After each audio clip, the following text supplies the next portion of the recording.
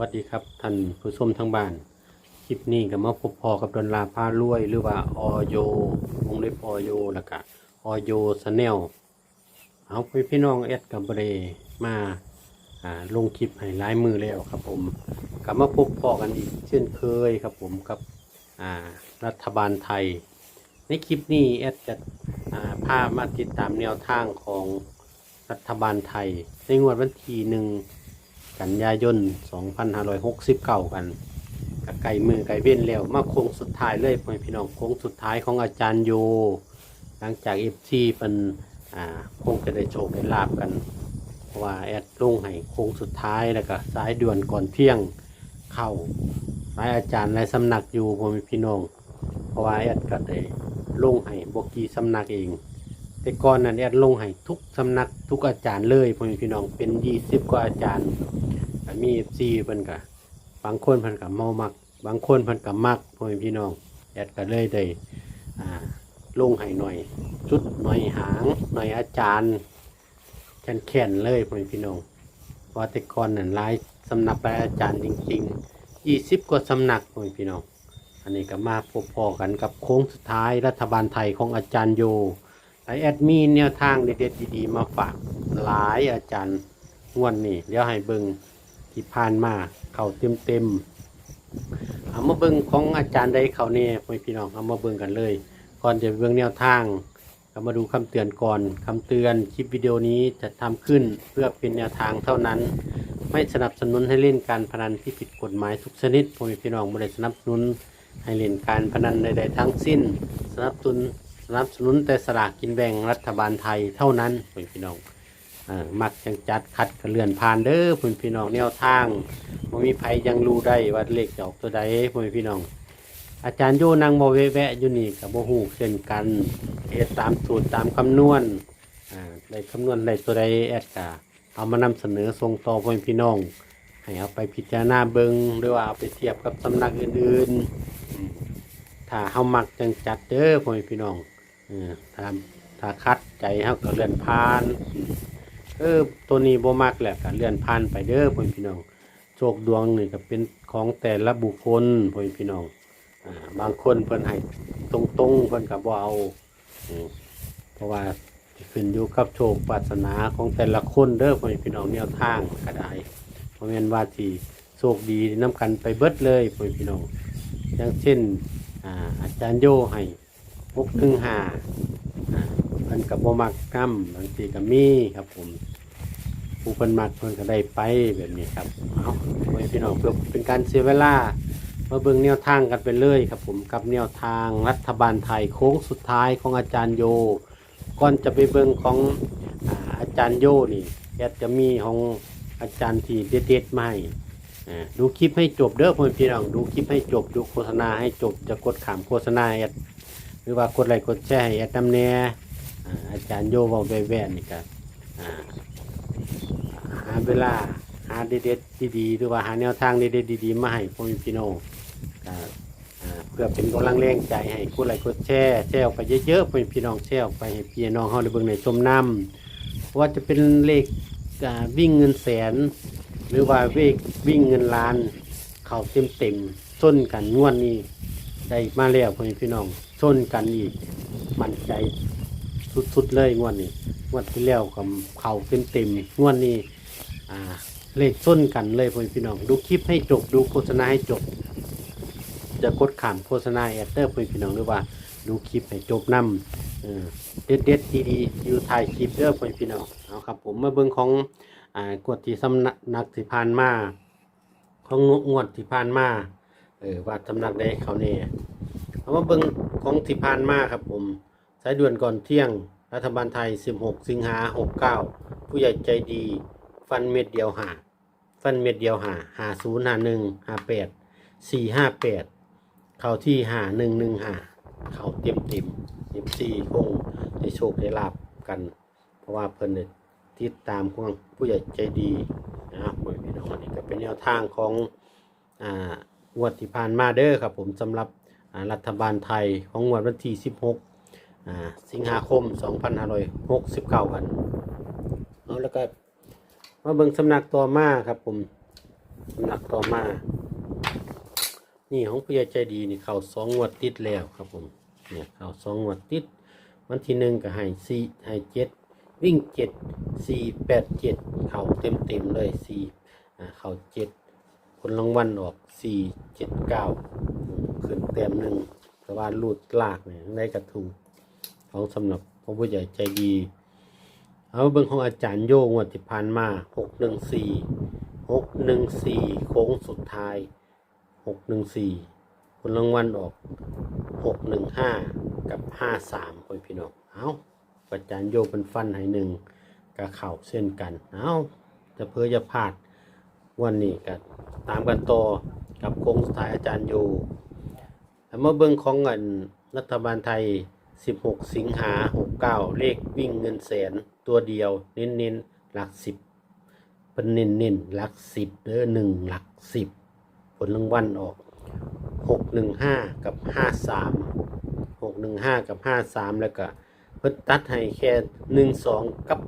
15มาที่15เต็มเลยพี่น้องเอาครับผมแล้วก็มาตามกันต่อสำนักรัฐบาลไทย16 สิงหา69เลขวิ่งเงินล้านเลขวิ่งเงินล้านหรือว่าเลข2เงินล้านตัวเดียวเน้น1เพิ่นให้1จับคู่ให้เม็ดเดียว3ตัว5 6 1 6 1 5 1 5 6เข้าที่6 1 5 3ตัวแตกพี่น้องเอาครับผมกดติดตามเอาไว้เด้อก็จะพลาดแนวทางข่าวสารเด็ดๆดีๆกับทางช่องกดติดตามเอาไว้เดี๋ยวคลิปถัดไปเด้อพี่น้องเด้อว่าเดี๋ยวได้มาเดี๋ยวจะรีบนำมาเสนอส่งต่อพี่น้องให้เอาไปพิจารณากันเอามาเบิ่งโค้งสุดท้ายของอาจารย์โยพี่น้องในคลิปนี้เป็นโค้งสุดท้ายของอาจารย์โยเดี๋ยวจะเขียนให้โค้งสุดท้ายของอาจารย์โยจะเพื่อจะพลาดงวดที่ผ่านมากับเขาที่6เพิ่นให้ฟันให้614เลขหลักร้อยอาจารย์โยกับแม่นเด้อพี่น้องหลักร้อยเพิ่นหลักร้อยอาจารย์โยนี่ก็แม่นอาจารย์โยจำให้6หลักร้อยงวดนี้ก็ชนกันอีกหลักร้อยได้1กับ6พ่อแม่พี่น้อง FC ท่านใดที่อยากเอาไปจับใส่เลขที่ตัวเองชอบอยู่นี่ก็อย่าลืมครับผมอาจารย์โยได้1กับ6อีกเช่นเคยหลังจากงวดที่ผ่านมาก็ได้1กับ6อาจารย์โยก็จับให้อาจารย์โยก็ฟันให้6มากจริงๆเข้าเต็ม6วันนี้ก็ได้1กับ6อีกมาเบิ่งว่าอาจารย์โยจะจับตัวใดให้เอามาเบิ่งกันเลยจะเขียนให้นัดโค้งสุดท้ายเลยเนาะโค้งสุดท้ายไปเลยมื้อนี้วันที่28แล้ว28สิงหาคมสรุปโค้งสุดท้ายสรุปไปเลย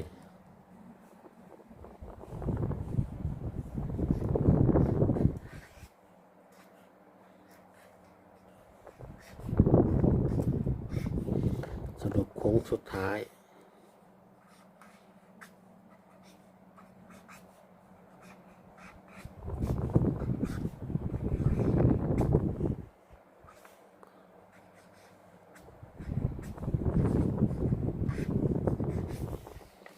สรุปโค้งสุดท้ายรัฐบาลไทย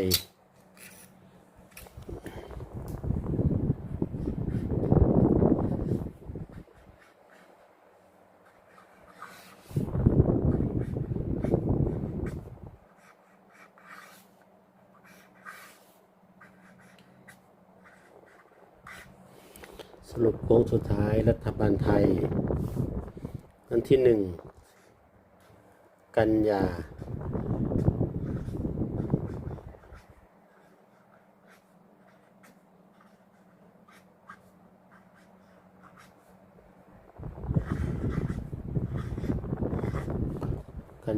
69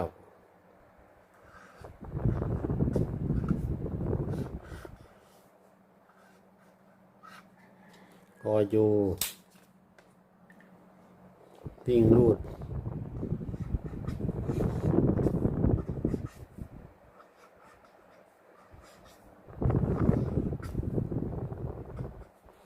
วิ่งรูด0 กับ 1 0 กับ 1จับคู่05 06 07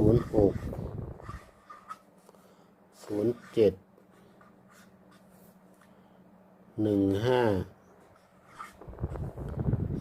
16 17 3 ตัวนี่อาจารย์โยฟันใน6เหมือนเดิม6เหมือนเดิม6 05 6 06 6 07นี่เป็นเลขโค้งสุดท้ายรัฐบาลไทยของอาจารย์โยมันนี่ก็28เลยเด้อพ่อแม่พี่น้องโค้งสุดท้ายไปเลยเด็ดดีๆจะนำมาฝากแล้วก็ของแม่แก่งวดที่แล้วก็ให้แตกบนล่างอันนี้เป็นล่างเด้อพ่อแม่พี่น้องล่า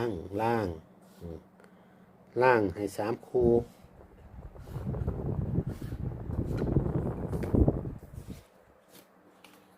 ล่างอาจารย์โยจำให้3 คู่ไม่ว่าอาจารย์โยจะจับตัวใดล่าง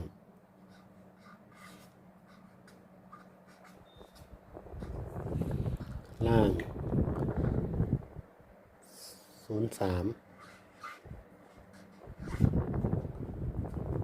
43 83